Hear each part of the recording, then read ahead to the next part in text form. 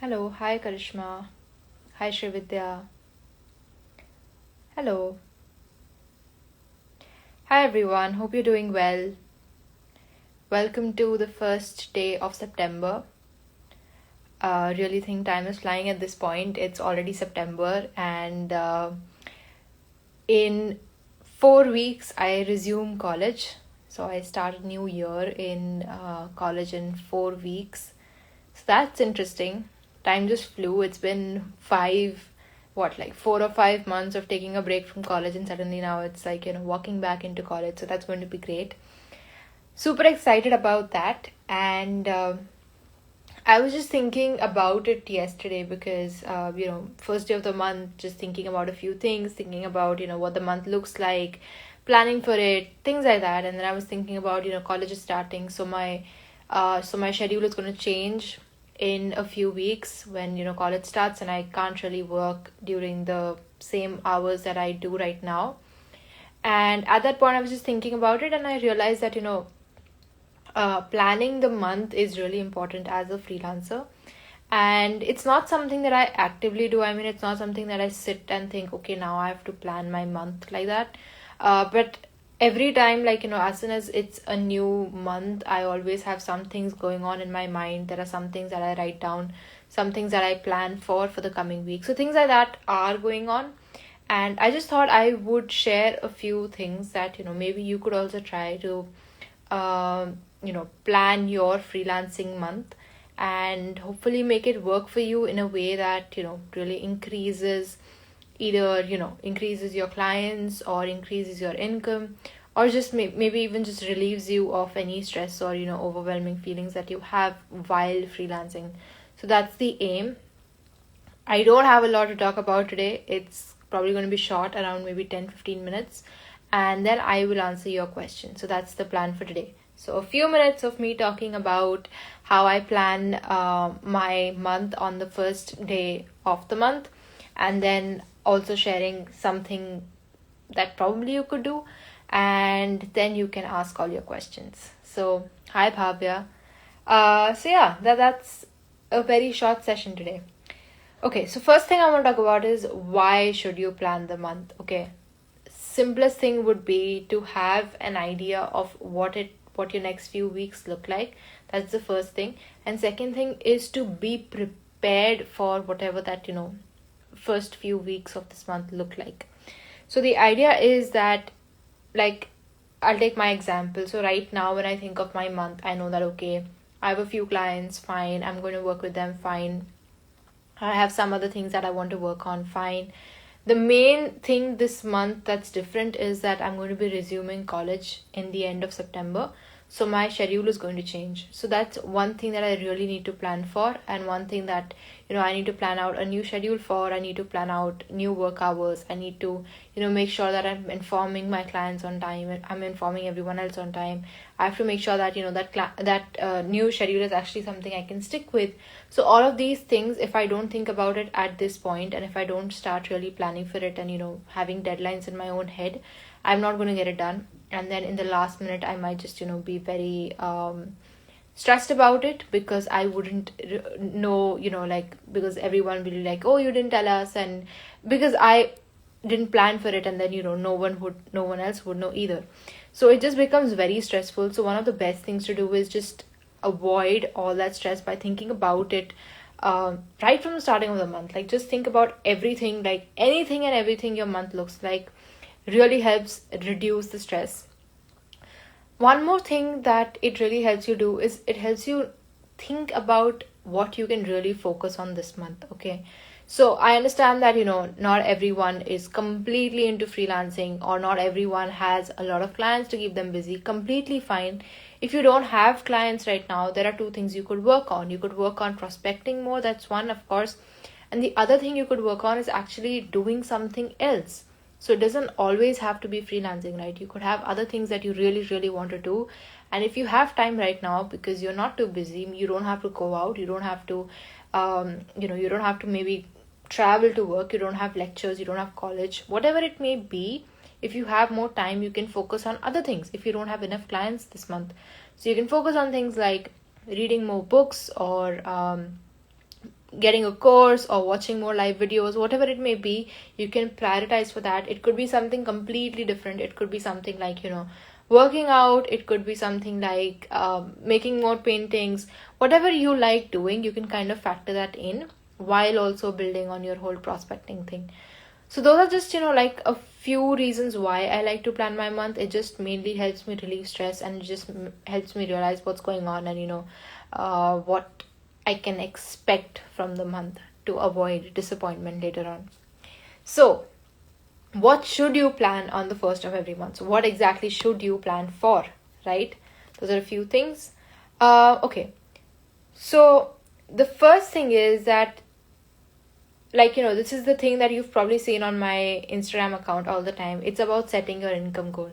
So on the first of every month, I always put out a post like, I will make this much amount by the end of the month. So today, your aim should be to kind of write it down. I will make this much amount by 30th September 2020.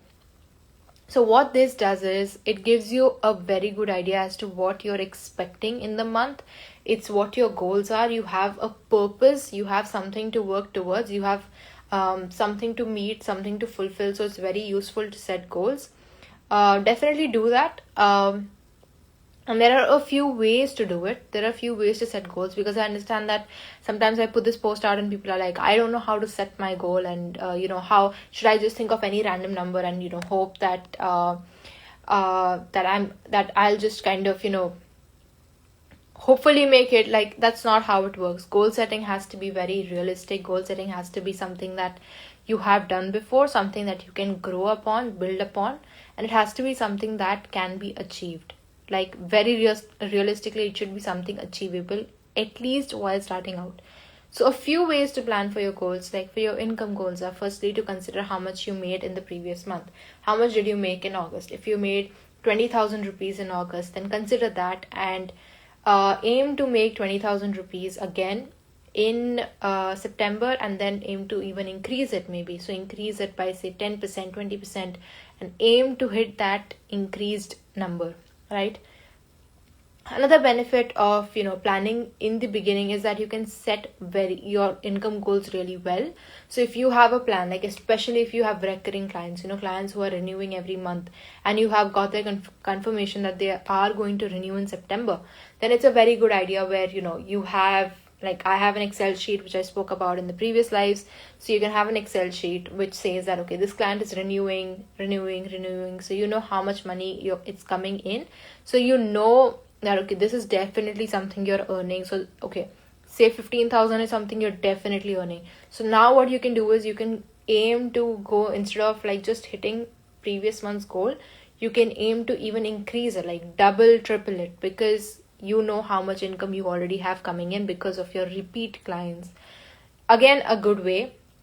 And if you don't have repeat clients, if somebody is not renewing, get an intimation from them at least a few days in advance before the month ends, before their renewal date starts. So the thing is, like, if a client is not renewing and I already know by the first of the month, then I know that, okay, I have that much more space to get on a new client. So I will change what I do. I will prospect more. I will speak to more people. I'll look at getting more clients. I will invest more time into, finding new people to work with. So all of this wouldn't happen if I didn't know what my month looked like, right? So now, because I have thought about my month, because I have thought that, okay, I have 4 people I'm working with and I still have scope to take up 2 more people, then I can prospect accordingly. It can even be about the type of prospecting you do. That can also differ. So suppose you have three clients on a retainer basis, lots of work coming in, lots of things happening, you're quite invested into doing that. So you don't want one more retainer client, but you wouldn't mind, you've realized that, okay, Thursdays and Fridays are usually light from work, so you can decide to have, like, say, a one-off project over those days. So then you can prospect accordingly. You can look for people who are probably not looking for the entire website, but you can look for people who are probably, like looking for, say, one section of the website, something you can do over the weekend, something you can do that probably will not last more than 3 or 4 days. So again, that is something you can start planning for, and then you can prospect accordingly. That's only and only and only if you know what your month looks like. So super useful to do that. It's good to like just have a fair enough idea of what your month looks like in terms of clients, and accordingly you can aim for like new either retainer clients, new high ticket clients, new small one off time clients, things like that, whatever works best for you. That's one thing. And apart from this, apart from the whole client thing, you can also focus on yourself personally as to what you can do this month. Again, depending on how many clients you have, right? It depending on how many clients you can have more time for yourself. You can have more time to really focus on things that you really want to get done. Accordingly, even as per, I don't do any content strategy or anything. I don't like plan content weeks or months in advance. I do it as and how it happens. But if you are somebody who plans content in advance, then you can work on that as well, because again, you know what your month looks like, you know that you're looking for prospects, you know you're looking for people, so you go in and create that kind of content which you think will really help you connect with the right people, which will help you meet your monthly goals, which will help you kind of achieve whatever you've planned for this month. So the idea there is to just basically create something that helps you achieve what you have in mind for the month, and prepare for it in advance, but for yourself. Like, this is not something, it could work either ways, but you're just doing your job of creating a specific type of content and just putting it out there. So that's something you can work on. Another thing is, if you know how many people you're working with, and if you know how many are retainer clients, how many are new clients, it makes one more difference. See, when you are working with a retainer client, you probably have a lot of experience working with them. You know how they work, and probably if you do it right, you'll probably end up spending like barely an hour a day just working for a retainer client, right? Because after a month or two, you really get the hang of what has to be done. You'll start creating it in advance. You'll be very much faster at getting it done. So if you can really work, depending on the scope of work, of course, you'll probably get done with a retainer client, high ticket retainer clients work within 1 or 2 hours in a day, right? But if you have a new client, a new similar client, but completely new client, you're going to take a few days, weeks, months to actually kind of get used to their working method, how much time they take to respond, what do they expect, editing, proofreading, getting in touch, weekly calls, monthly calls, whatever it may be. It takes time to get used to their method of working. Again, that is something that you need to plan for in your month. So in the previous few months, it was there were a few repeat clients which got easier with time, because again, as I said, I figured out how they like to work, and it got much easier to kind of get things done on time. So this just last week I onboarded a new client. So now in this 1 week, I'm mentally prepared that yes, it's going to be a busy week because I need to figure this client out. And like this 1 week to 10 days, I'm prepared to work overtime, like based on my schedule, to work overtime, to put in more effort, to spend more time on calls and spend more time writing, and being more crazy, I guess, because just trying to work out and see how they like to get things done. So again, this is also very helpful for planning, because mental preparation is peak. And if you know that you have a new client coming in, then you are mentally prepared, and you are even your schedule is also clear in that way that yes, okay, I'm going to spend this 1 week just trying to figure out that client mainly, and it's going to be a bit overwhelming, it's going to be a bit busy, and I'm just going to deal with it, right? So that's again a good way to plan out your month. And finally, any other personal goals that you have, it's a good time to kind of fix those up as well. For me, I think the main goal is working out, and I know that I would say that until 2 weeks ago, I was just going 3 times a week or something. But now, once I realized that I have to resume college in a month, so now I'm going more frequently, because I know that once college starts, it's going to be difficult to go 5 or 6 times a week. So right now I'm going to the gym more often to try to cover up for when later on it gets lesser.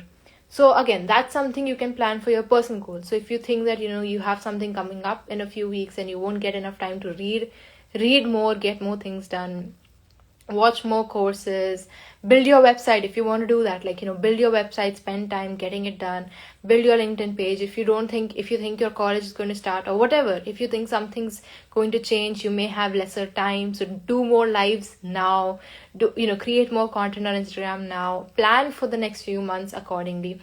All of those things also, just kind of fit in with just you deciding and figuring out what your month looks like in advance. So another thing is, that's why I'm making the most of my lives right now. I'm doing 3 lives a week, and when I'm not doing lives by myself, I have a live with someone else. So tomorrow I have a live with Shivam, and then on Friday also I have a live with someone, but I do not want to reveal the name because that person I don't think has announced it yet. So yeah, either I'm doing a live on my personal page or I'm doing a live with someone else. So either ways, I'm trying to be live every single day. So that's the idea, right? Like, make the most of the time you have right now. Of course, I mean, I'll still keep doing lives later on, but it's just that I do realize there's a difference between, doing it now when I have the space compared to when there's work and college and lectures and assignments and then there's life, right? So that's something that, you can really plan for if you have a fair idea of what your month looks like. And if you have certain goals, it gets really easy to achieve them. And the final thing, like the main thing I would say, is that the most important part of all of this that I've said, goal setting and, thinking about what your month looks like, planning for it, everything starts with visualization and everything ends with visualization. You have to really visualize what it looks like. You have to really think about it. You have to really keep thinking about it, keep working towards it, because honestly, visualization makes a lot of difference to you actually ending up achieving those goals. And that's exactly why I tell you to set income goals right in the beginning of the month, because the more you think about it, the more you are you're determined that, okay, now I have to hit this goal. So suppose you have a goal for, like, 20k in this month, and you see that by 15th of September you've probably hit like 5k. You still know that you have to hit that 15k in 2 weeks, and you're going to really work harder to accomplish that goal. Even if you don't accomplish that goal at the end, you're going to still work towards it, and you're definitely going to be very close to that goal. So setting a goal is very important. It starts playing in your head, and once you start visualizing, honestly, everything changes and everything just starts working for you. It just does, right? It always does. And if it doesn't, like, you still have time. You can still keep going in for it, and you can still keep trying it out and working on it. So you do have time. You have a new month coming in, so completely fine. But yeah, whatever you do, visualize everything, that this is exactly how it's going to go, and see that it's going to definitely turn out that way. So that's a little bit of something for how you can plan your month. Again, this is not something that I do exclusively. I don't sit down and think, okay, now I'm going to plan my month. It's just something that kind of happens, right? It's just something that I do naturally, and I just realized maybe you don't do it naturally, so why not just share it with you, right? So that's a little bit about setting your freelancing month. And now, if you have any questions about kind of figuring it out your month, now you can ask them by commenting or by the asking in the question tab. Shivam has said, what if business is running on debt? I think that's a good thing about freelancing. I don't think you can run on debt unless you are paying somebody else and you don't even have money to pay them. But like, if you are a solo freelancer and you're working independently, you don't have a team or anybody, then you're not liable to any payments as such. And your business in itself, I don't think, can be in debt. So yeah, I don't think that really counts here. Megha is asking, how do we restructure the plan when we get an unplanned client? How to achieve the preset goals? Do we leave the goals altogether? No, you don't leave the goals altogether. The idea is that if you do get an unplanned client, they would be a part of, they would be a step towards your goal. That's the whole idea, right? So like, if you are getting a new client, you'll have more income, you'll have more work. Those are some of the goals you've met.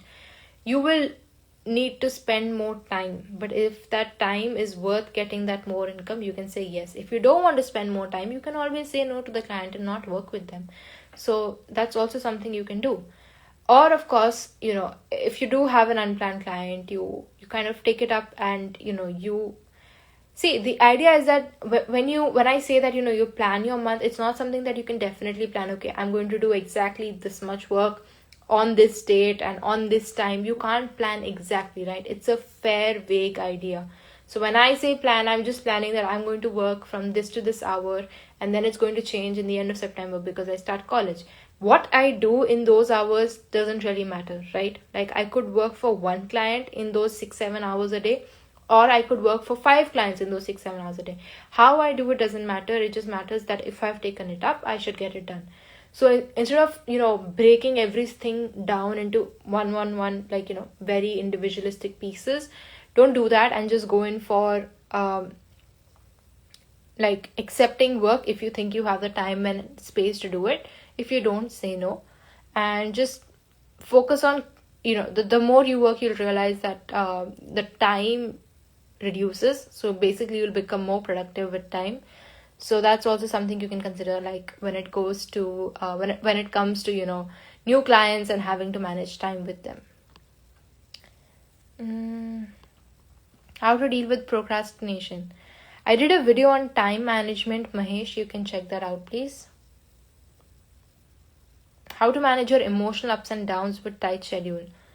Kunjal is asking how to manage your emotional ups and downs with time schedule. You just have to deal with it. Sometimes, I'm not the right person to honestly answer because I do not know anything. I just know my emotions. I just know what I do, and I deal with them in the way that works best for me. So sometimes I just ignore and move on. Sometimes I see it coming because, again, like I told you, like I knew that this one week is definitely going to be overwhelming, and I'm prepared for it. So I see it coming, so it just helps a little bit more. And the other, I think the most go-to method for me is just crying out for a few minutes and then feeling better. So that's something I do. Hey, how to decide the charges if you are a good content writer? Ankit, I have a completely different IGTV video on pricing your services as a freelancer. It has everything about it. Please check it out. Shreya is asking, do you use a planner? Do you block time each day for each client you're working with? I don't do that. I don't block time. The only time I block is for any calls I have or any sessions I have, any webinars I have. That's the only time that's blocked in my calendar. Other than that, I don't have like time for each client as such. I just do it in any way that I can get it done, right? So as I said, like sometimes I just spend the whole day working on one client, and the other times I would spend like, say, I can finish 10 clients work in one day. So completely depends on everything that's happening. So there's a lot of stuff going on. No planner as such. How many books have you read so far? Kunal, I haven't read as many books as I would like to, but once I want to increase that. Kunal, I have a question for you. How many books by me have you read so far? So just go check it out. There's something in my bio. The link is in my bio. I have one ebook out. The second one is coming out soon as well. So the first one is out. You can go and check that. How can we plan social media content for the month when you're a newbie? How can we plan social media content for the month? I don't recommend planning it for the month, honestly. A month is very overwhelming. Don't plan for a complete month. Plan it just for as much as you can. Like, just do it for a week with the start. Especially because you're a newbie, you have to experiment and figure out what works best, right? So I have never had a content calendar, to be very honest. I've never had a content calendar. I just keep creating based on how things are going, and whatever I have to talk about. So don't stress too much on a month-long calendar. Take one day at a time and just keep working on it. So that's the best way to relieve yourself. Everyone's laughing that crying is a good option, but honestly, yes, it does make me feel better. And crying is basically you letting out everything that you've held in. So why is it not good? It's completely fine. Shreya, I am new to your profile. Hi, thanks for being here. I think your name is Vishwas. Please tell something about your story. How and when did you get started? Okay, a quick snapshot because I've shared this story a lot of times. A quick snapshot: I started writing when I was 8, mainly things like poems and short stories, essays, and I loved writing, but I also wanted to be a doctor. So I took like science in high school. It didn't work out, and I decided I really want to do literature because that's something that I realized that I just loved throughout thick and thin. So I applied for literature. I moved to Dublin for literature, and then things happened here and there, and I met the CEO of LinkedIn, Jeff Feiner. I put out a post about meeting him. I put it out on LinkedIn. The post went viral. I got messages from few people saying, "We love your content. Would you like to write for us?" And they were willing to pay me. And that's how I got into freelancing. And then I've just, built upon that. I've stuck to it. I still write a lot on LinkedIn. And now I'm starting out on, I'm working on Instagram as well. So I do 3 live sessions a week on Instagram. And then I do some other ones here and there with people. And most of my content is about freelancing better and becoming a successful freelancer. So that's what I talk about, and I hope you like my content. Okay, Palak Paneer is asking, I just want to go in the freelancing field but don't know a good roadmap. What is the process? Palak Paneer, first of all, I don't like your username because now I really want to eat Palak Paneer.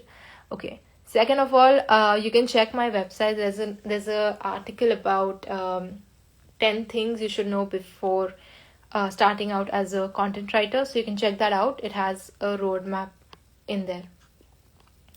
Do you have a client onboarding process as a freelancer? Not really. It's usual. Discussing the requirements, a call, a proposal on an email, confirmation, sending an invoice, a contract, and starting work. So it's just like however it goes. Ankit is asking what study are you doing in Dublin? I am studying English and Philosophy, bachelor's in Dublin. Lol, that was great. How many of my books have you read? Thanks, Daniel. What should I consider planning to learn to become good as a web content writer, as you just write blogs? Writing, you can improve content from other websites just to kind of start working on it.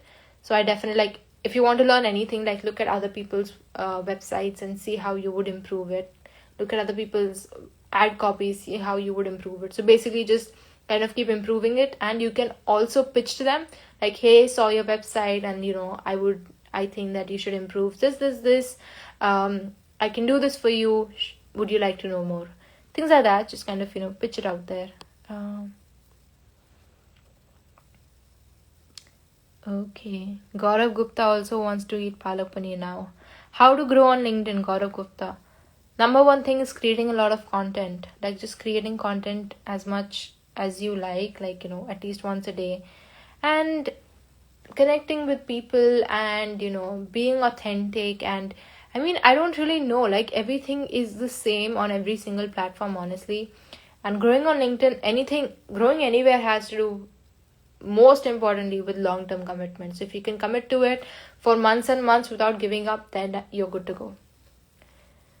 You are so empowered that you inspire. Thanks, Phoenix99. Okay, do we have any more questions? Okay, so you don't have any questions about planning your month. I just realized that today's live is about planning your month. So do you have a question about planning your month? I'm not finding what I should write as a content writer and share on LinkedIn. This is not for today's live.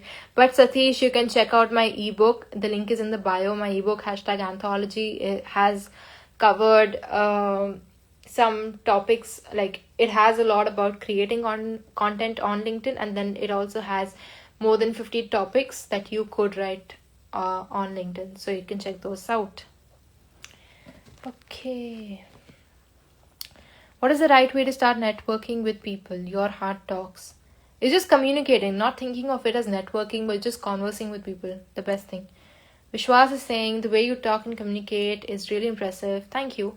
How can we improve these sectors of life, like speaking, communication, practice? Practice is the best thing.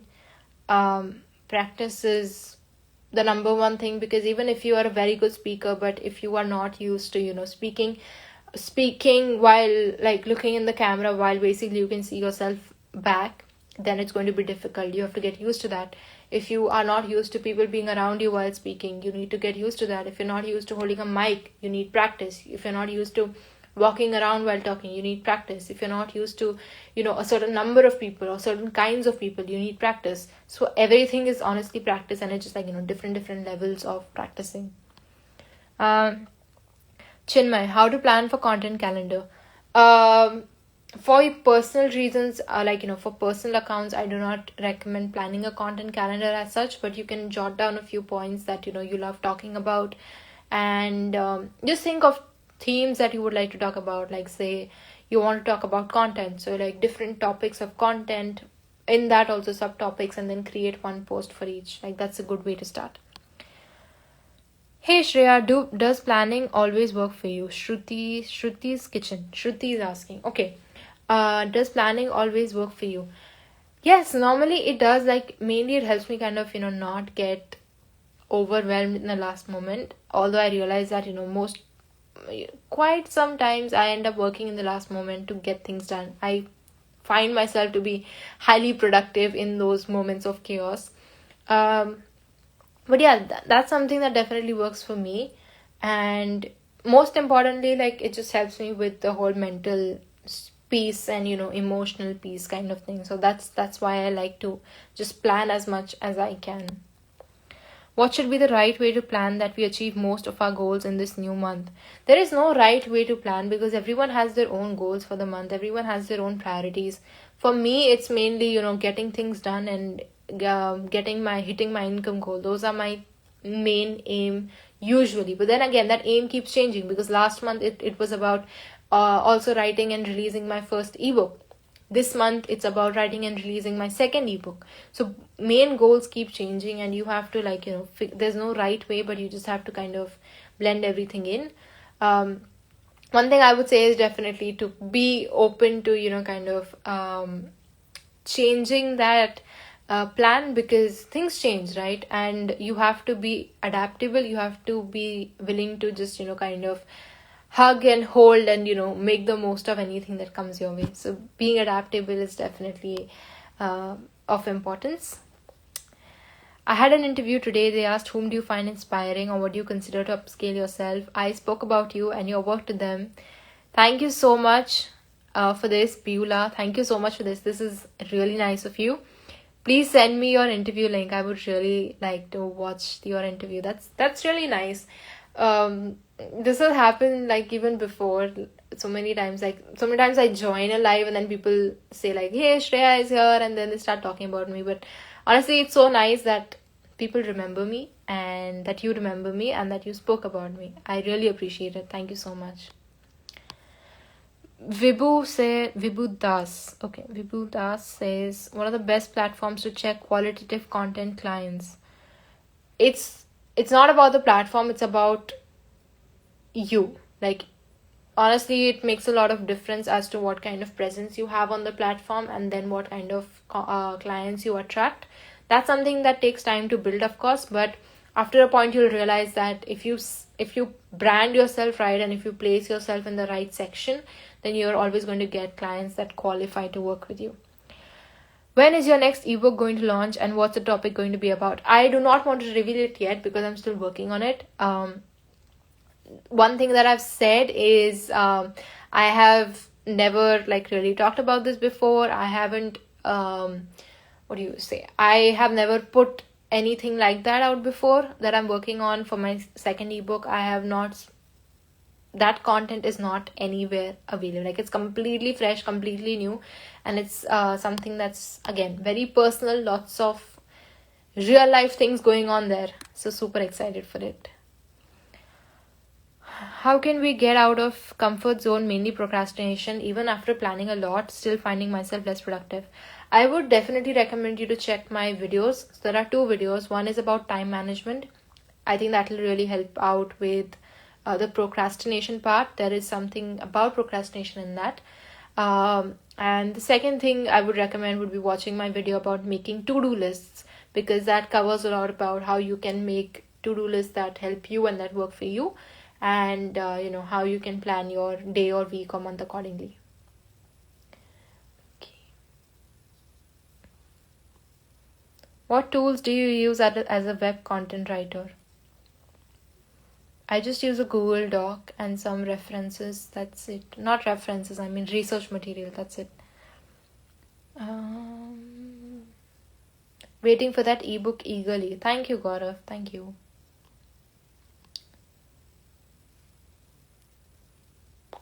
Do you recommend Hootsuite or native posting? Whatever works for you. See, everything is not just about recommendation, and everything is not just about tools, right? It doesn't matter. The point is to get things out there. How you get it out there, completely up to you. Not everything has to be the way somebody else does it. Figure out, if you don't have time to post natively, then do it through a Hootsuite or something. But just do what works for you. Come on. So yeah, I think that's all. I think that's all the questions for today. So how do I improve my monthly planning to focus on right things? Mahesh is asking, how do you improve your monthly planning? By prioritizing, by setting goals, by really breaking it down, by planning your I would say planning your day by making to-do lists, setting your goals, prioritizing your tasks. All of this is kind of in my other IGTV videos where I've spoken about time management. I cover all of these things, so do check those out. What is your second ebook about? I do not want to reveal it yet. Very soon I will let you know. Nice interacting with you too, Vishwas. Thank you so much. And I'm glad you like my sessions. Thank you so much. How can I start? I'm a beginner. Avinash, please check out my videos and sessions on IGTV. I'm sure all of those will help you as a beginner. Beulah, you're very welcome. So yeah, that's all, guys. Thank you so much for joining today. I will be back at the same time at 4:30 p.m. BST or 9 p.m. IST on Thursday.